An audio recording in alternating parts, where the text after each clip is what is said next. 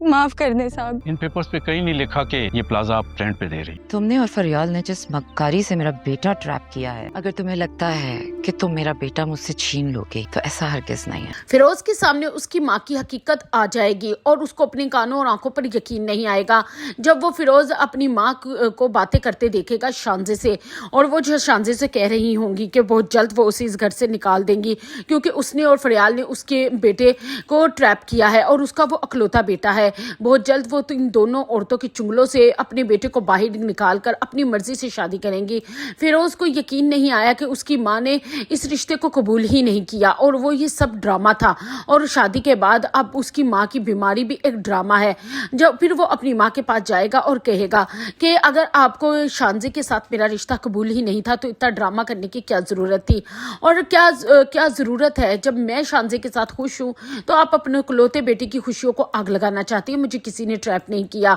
मैं शांजे को तब से जानता हूँ, तब से मुझे ये भी नहीं पता था कि ये फरियाल की नंद है। मैं ये बात आपको कैसे समझाऊँ। वो अपनी माँ को बहुत गुस्सा हो जाएगा, जिस पर उसकी माँ फिरोज से कहेगी कि ये अभी तो तुम्हें मेरी बातें समझ नहीं आ रही हैं, बहुत जल्द तुम्हें पता चल जाएगा कि ये दोनों औरतें कितनी चालाक है और तुम्हें सिर्फ इन्होंने ट्रैप किया है। और दूसरी तरफ शांजे की शादी के बाद फरियाल सारी हकीकत शहराम को बता देगी कि जो उस घर में नौकरानी रुखसाना काम कर रही है वो जीनिया की भेजी हुई है, और सारी रिपोर्ट वो जीनिया को देती है, और यहाँ तक कि उनके बच्चे होने वाले बच्चे की भी दुश्मन बन चुकी है और इस बच्चे को गिराना चाहती है, और ये सब जीनिया की प्लानिंग है। इस बात को जानते ही शहराम सबसे पहले रुखसाना को इस घर से निकालेगा और उसे कहेगा कि यहाँ से चली जाए, इससे पहले कि वो पुलिस को बुलाकर उसे पुलिस के हवाले कर दे। लेकिन रुखसाना शहराम का गुस्सा देखकर फरियाल और घर वालों के पाँव में पड़ जाएगी, क्योंकि उसे हर हाल में इस घर में नौकरी करनी है। ये भी उसे जीनिया नहीं समझाया है, क्योंकि